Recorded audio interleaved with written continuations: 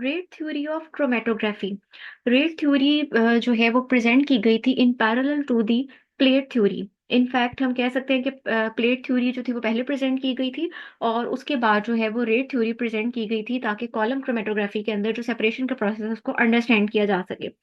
Plate theory के अगर अंदर हम मेमोराइज करें तो हमने पढ़ा था कि प्लेट थ्योरी के अकॉर्डिंग हमारे पास कॉलम जो है वो मुश्तमिल होता है different number of theoretical plates पे। और जो कॉलम की एफिशिएंसी है, सेपरेशन एफिशिएंसी, वो डिपेंड कर रही होती है नंबर ऑफ थ्योरेटिकल प्लेट्स पे। साथ ही साथ वहां पर हम ये अज्यूम कर रहे होते हैं कि जो इक्विलिब्रियम का प्रोसेस है, जो सॉल्यूट खुद को डिस्ट्रीब्यूट कर रहा है between stationary and mobile phase, हम ये अज्यूम कर रहे होते हैं कि जो इक्विलिब्रियम का प्रोसेस है वो बहुत ज्यादा फास्टली एब्रप्टली हो रहा होता है। जबकि रेट थ्योरी उसके मुकाबले में ये कहती है कि जो हमारे पास इक्विलिब्रियम का प्रोसेस होता है वो इतना अब्रप्ट या इतना फास्ट नहीं होता, ये कुछ ना कुछ टाइम लेता है। तो बेसिक डिफरेंस इन दोनों थ्योरीज के दरमियान यही है कि rate theory accounts for the time taken by the solute to equilibrate between stationary phase and mobile phase, unlike to the plate theory which assumes that equilibration is infinitely fast। तो इस लिहाज से हम कह सकते हैं कि प्लेट थ्योरी के मुकाबले में जो रेट थ्योरी है ये एक ज्यादा प्रैक्टिकल या रियलिस्टिक अप्रोच है ताकि हम क्रोमेटोग्राफी के अंदर जो फिनोमेना हो रहा है उसको अंडरस्टैंड कर सके। सेकेंडली, जब हमारे पास एक कॉलम के अंदर हम सॉल्यूट को ऐड करते हैं और वहां पर जो डिफ्यूजन बैंड्स बनते हैं तो यूजुअली एक्सपेक्ट ये किया जाता है कि बैंड हमारे पास बिल्कुल नैरो हो और जो उससे पीक आए वो भी एक्सपेक्ट की जाती है कि वो बिल्कुल हमारे पास एक नैरो पीक हो। लेकिन ये हमारी एक कह लें एक आइडियल बिहेवियर, एक अजम्पशन है। प्रैक्टिकली पीक ना तो इतनी नैरो होती है और ना ही हमारे पास बैंड इतना नैरो आता है। उसके कंपैरिजन में हम ये ऑब्जर्व करते हैं कि जब एल्यूशन का फिनोमेना होता है, मोबाइल फेज रन करती है, तो हमारे पास जो बैंड है वो उसकी शेप आहिस्ता आहिस्ता मॉडिफाई होती जाती है। बैंड इतना नैरो नहीं रहता बल्कि ब्रॉड हो जाता है। ये जो बैंड की ब्रॉडनिंग है वो किस वजह से होती है? वो डिफरेंट मैकेनिज्म्स की वजह से होती है। इस ब्रॉडनिंग को भी कौन एक्सप्लेन करती है? रेट थ्योरी एक्सप्लेन करती है। और रेट थ्योरी को जो है वो प्रेजेंट किया था वेंडीमीटर ने, तो इस बेस पर इस इक्वेशन को भी नाम दिया जाता है वेंडीमीटर इक्वेशन का।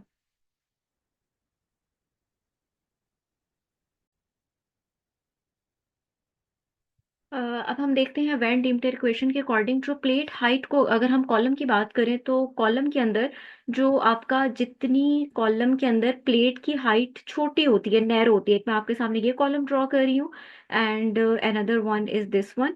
इसके अंदर प्लेट की हाइट स्मॉल है और इसके अंदर जो है वो प्लेट की हाइट ज्यादा है। तो जितनी प्लेट की हाइट नैरो होती है, जैसे ये वाला केस है, हम एक्सपेक्ट करते हैं कि हमारे पास उतना ही जो बैंड आएगा वो नैरो बैंड आएगा। तो इसका मतलब है कि ये जो हमारी एक्सपेक्टेशन है ये एक आइडियल बिहेवियर है। इसके अलावा भी हम कुछ डेविएशंस ऑब्जर्व करते हैं जो कि हमें एक्सप्लेन की गई by the help of van Deemter equation. अच्छा, इस इक्वेशन के अकॉर्डिंग हमें एक्सप्लेन करती है कि किस तरह से कॉलम की प्रॉपर्टीज यानी स्टेशनरी फेज की प्रॉपर्टीज और फ्लो रेट यानी जो मोबाइल फेज की फ्लो रेट है वो प्लेट की हाइट को इफेक्ट कर सकते हैं। हमारा इसके अंदर टारगेट ये होगा कि प्लेट की हाइट को नैरो रखा जाए। जितना हम प्लेट की हाइट को नैरो रखेंगे उतना ही हमारे पास बैंड जो है वो नैरो आएगा। और प्लेट की हाइट को कौन कौन से फैक्टर हैं जो उसकी ब्रॉडनिंग कॉज करते हैं उसमें हम देखेंगे। ये इक्वेशन एक्सप्लेन करेगी कि कॉलम यानी स्टेशनरी फेज की कुछ ऐसी प्रॉपर्टीज और मोबाइल फेज का जो फ्लो रेट है ये ऐसी प्रॉपर्टीज हैं जो प्लेट की हाइट को इन्फ्लुएंस करती हैं। So this is the basic form of this equation. H is equals to, कुछ बुक्स में हमें यहाँ एच की बजाय H E T P, height equivalent of theoretical plate, भी देखने को मिलता है, is equals to A plus B over mu plus C mu. यहाँ पर म्यू हमारे पास जो है वो लीनियर फ्लो रेट है मोबाइल फेज का, जबकि ए बी और सी ये तीन कांस्टेंट हैं और इन तीनों कांस्टेंट्स का ताल्लुक स्टेशनरी फेज से है या आप कह सकते हैं कॉलम से है। अगर हम इनको चेंज करना चाहते हैं ए बी सी तो हमें इसके लिए कॉलम की प्रॉपर्टीज को चेंज करना पड़ेगा। और अगर हम म्यू को चेंज करना चाहते हैं तो फिर हमें मोबाइल फेज का जो फ्लो रेट है उसको चेंज करना पड़ेगा। इस इक्वेशन के अकॉर्डिंग जो यहाँ पर आप बैंड ऑब्जर्व करते हैं, बैंड ब्रॉडनिंग मैकेनिज्म, वो या तो फ्लो रेट के प्रोपोर्शनल होगा, जैसे कि आप देख सकते हैं कि ये जो सी है, सी और म्यू या तो प्रोपोर्शनल होगा, या फिर जो बैंड ब्रॉडनिंग है, अब यहाँ बैंड ब्रॉडनिंग से आपने अपने जहन में क्या लेकर आना है? बैंड ब्रॉडनिंग मीन्स इस एज की बात हो रही है, यानी जितना आपके पास बैंड ब्रॉड इसका मतलब है एज ज्यादा। जितना हम कह रहे हैं band narrow it means as come. तो हम ये कह रहे हैं कि या तो ये मैं इसके ऊपर से कुछ रेस कर देती हूँ। या तो हम ये कह रहे हैं कि हमारे पास जितना हम कहेंगे कि बैंड हमारा एज कम है, एज कम होने का मतलब है कि हमारे पास बैंड नैरो है। और हम कह रहे हैं कि या तो वो डिपेंड कर रहा होगा, वो रिलेट कर रहा होगा फ्लो रेट के साथ, डायरेक्टली रिलेट कर रहा होगा, या फिर जो हमारे पास बैंड है वो इनवर्सली प्रोपोर्शनल होगा फ्लो रेट के, जैसा कि in the case of B हम देख रहे हैं कि ये यहाँ पर प्लेट हाइट और जो फ्लो रेट है दे आर इनवर्सली रिलेटेड। या ये पॉसिबिलिटी भी है कि ये इंडिपेंडेंट हो फ्लो रेट से, जैसा कि आप देख रहे हो ए वाले केस में यहाँ पर कोई भी हमें फ्लो रेट का जो है वो टर्म नहीं दिखाई दे रही। तो ये सारे किस तरह से हमने बारी बारी इनको देखना है कि ये ए बी सी हमारे पास क्या क्या है।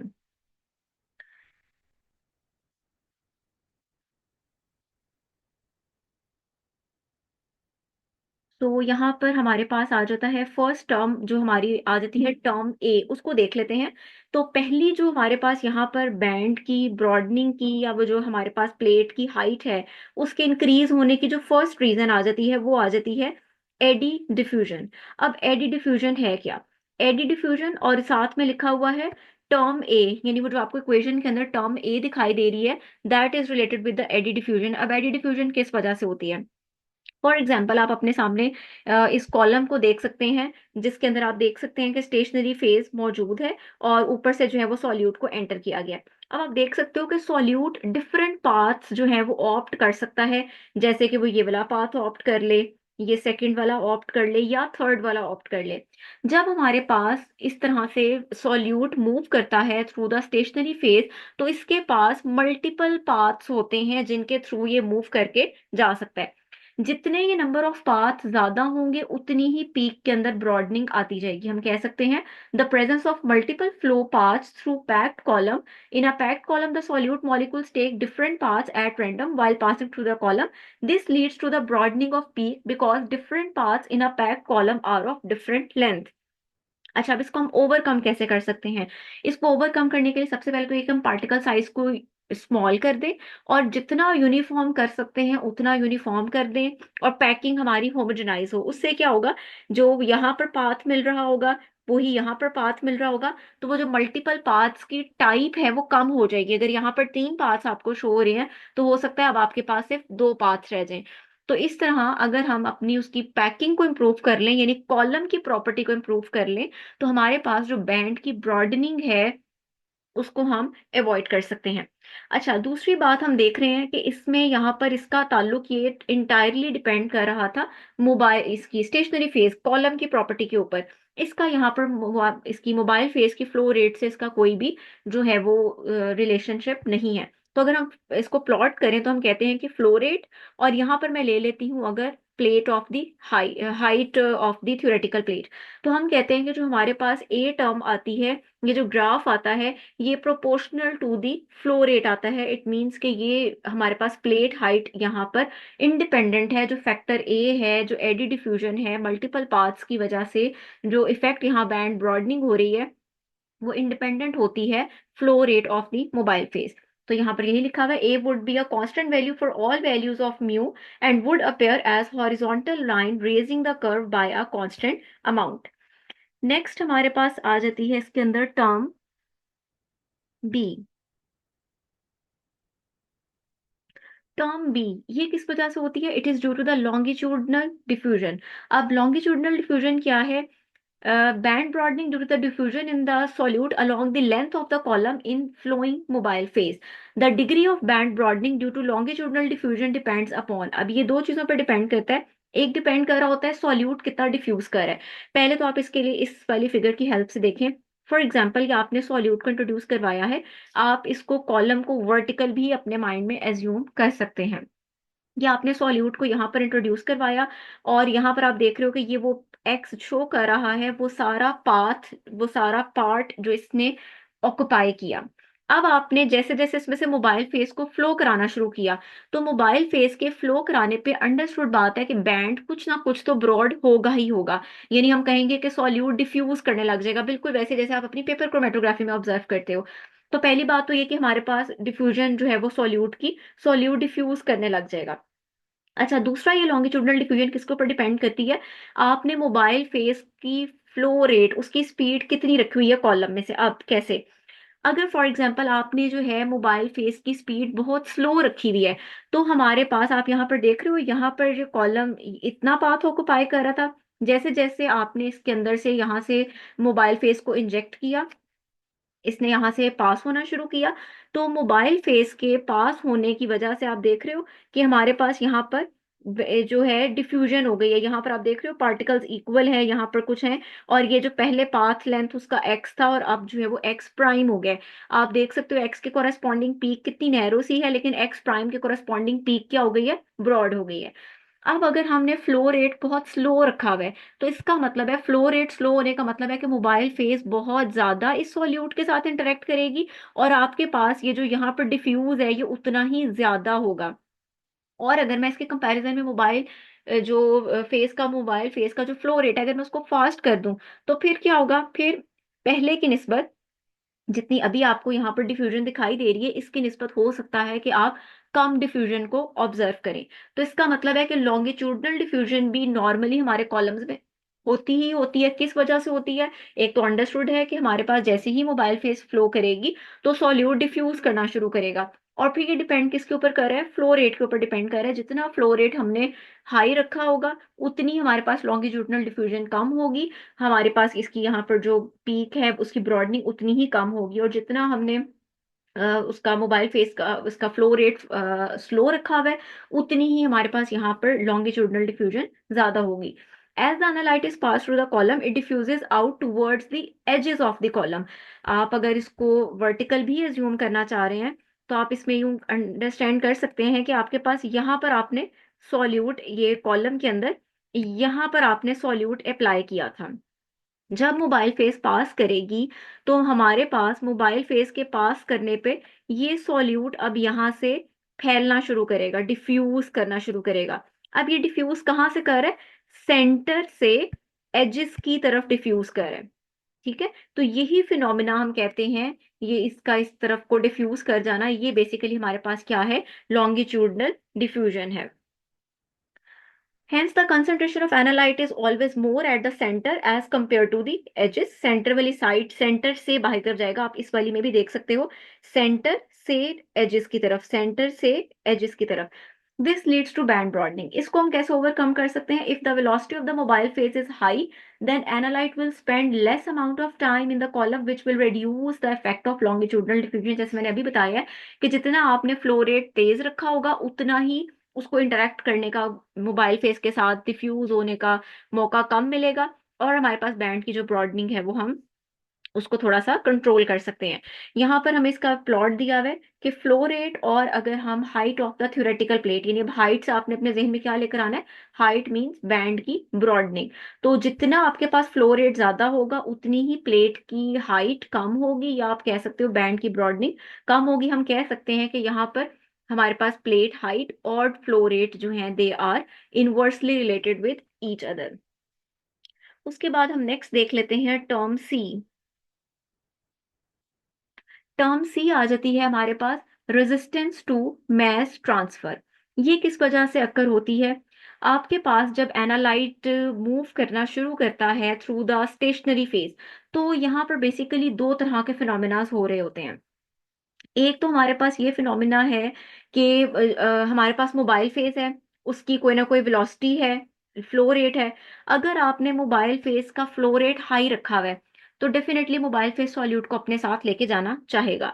दूसरी तरफ, अगर आपका एनालाइट जो है वो स्ट्रॉन्ग अफिनिटी रखता है टुवर्ड स्टेशनरी फेस, तो इसका मतलब है कि एनालाइट का कुछ पार्ट स्टेशनरी फेस के साथ भी इंटरेक्ट करना चाहेगा।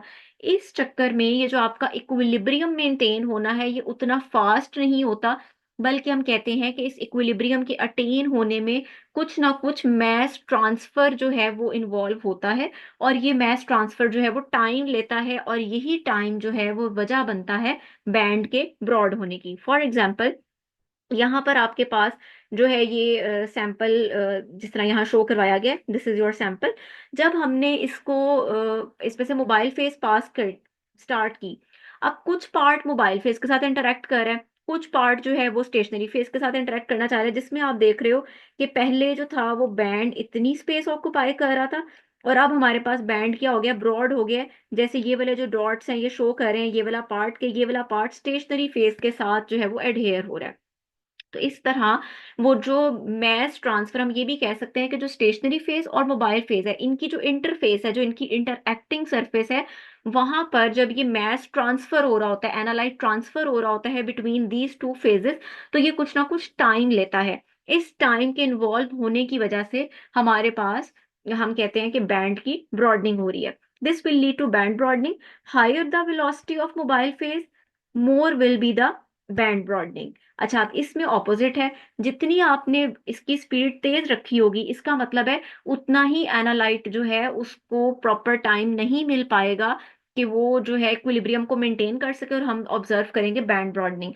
The degree of band broadening due to stationary phase mass transfer depends upon retention and diffusion of the solute पे डिपेंड कर रही होती है, आपने मोबाइल फेज का फ्लो रेट कैसा रखा हुआ है। इसके अलावा जो आपकी स्टेशनरी फेज और सॉल्यूट की काइनेटिक्स है उनके ऊपर भी डिपेंड कर रही होती है। इसको हम मेनली कैसे कर सकते हैं, अगर हम इसकी वजह से, मैस ट्रांसफर की वजह से जो डिफ्यूजन है उसको कम करना चाह रहे हैं, बैंड ब्रॉडनिंग को, तो एक तो हम ये कर सकते हैं by decreasing the stationary phase content. Stationary phase content, या आप इसको दूसरे अल्फाज में ये कह सकते हो कि आप स्टेशनरी फेज की पोलैरिटी जो है ना, उसको हम चेंज कर देते हैं, वो सैंपल की, एनालाइट की पोलैरिटी जैसी ना हो। उससे ये फायदा होगा कि फिर एनालाइट जो है उसको इक्विलिब्रियम जल्दी अटेन हो जाएगा, उसकी टेंडेंसी ज्यादा होगी टुवर्ड्स द मोबाइल फेज। दूसरा हम क्या कर सकते हैं, रिड्यूसिंग द कॉलम रेडियस को रिड्यूस कर दें, तब भी स्टेशनरी फेज का इंटरेक्शन कम हो जाएगा। और क्या हम कर सकते हैं, टेम्परेचर को बढ़ा दें।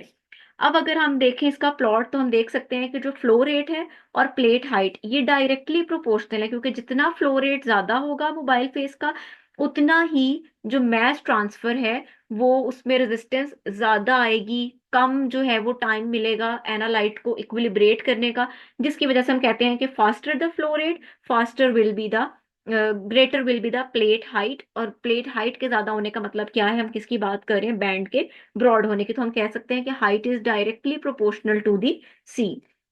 अब हम इस बेस पे, ये जो हमने डिफरेंट इसके पढ़ लिए हैं, इसकी बेस पर इस इक्वेशन को कंबाइन कर सकते हैं। कैसे, अभी हमने तीन तरह के फैक्टर्स पढ़े फ्लो रेट के, ये मैं इसको रेस कर देती हूँ। हमने देखा कि फ्लो रेट जो है वो या तो इंडिपेंडेंट होगा, जैसे हमने एज डिफ्यूजन में देखा, या हमने देखा कि फ्लो रेट जो है वो इनवर्सली रिलेट कर रहा होगा विद द प्लेट हाइट, जैसे कि हमने देखा लॉन्गिट्यूडनल डिफ्यूजन में, या फिर हमने देखा कि जो फ्लो रेट है वो डायरेक्टली प्रोपोर्शनल होगा सी, यानी जो रेजिस्टेंस टू मैस ट्रांसफर है। अब अगर हम इन तीनों को कंबाइन कर दें, यहां पर हम लिख दें फ्लो रेट और यहां पर हम लिख दें बैंड ब्रॉडनिंग, तो हमारे पास ए टर्म की वजह से जो प्लॉट आ रहा है वो ये वाला है, जो हमारे पास बी की वजह से प्लॉट आ रहा है वो ये है इनवर्सली, और जो सी की वजह से आ रहा है प्लॉट वो ये वाला है। अगर हम तीनों को कंबाइन करें तो हमारे पास प्लेट प्लॉट की कुछ इस तरह की शेप आती है, और यही जो हमारे पास इक्वेशन है ये कहलाती है वेंडीमीटर इक्वेशन, और ये जो प्लॉट है इसको कहा जाता है वेंडीमीटर प्लॉट। तो अगर आपसे पूछ लिया जाए कि व्हाट इज वेंडीमीटर प्लॉट, या इसको प्लॉट किया जाए, तो उसमें हम ये वाला प्लॉट बनाते हैं जहां पर एच जो है वो प्लेट की हाइट को या बैंड की ब्रॉडनिंग को रिप्रेजेंट करता है। ए, बी और सी, ये तीन हमारे पैरामीटर्स है जिनको हमने बारी बारी देखा, और म्यू हमारे पास जो है वो फ्लो रेट है। तो इस तरह रेट थ्योरी की हेल्प से हम जो कॉलम के अंदर एल्यूशन के दौरान मैकेनिज्म इन्वॉल्व हो रहे हैं फॉर द बैंड ब्रॉडनिंग, उनको हम एक्सप्लेन कर सकते हैं।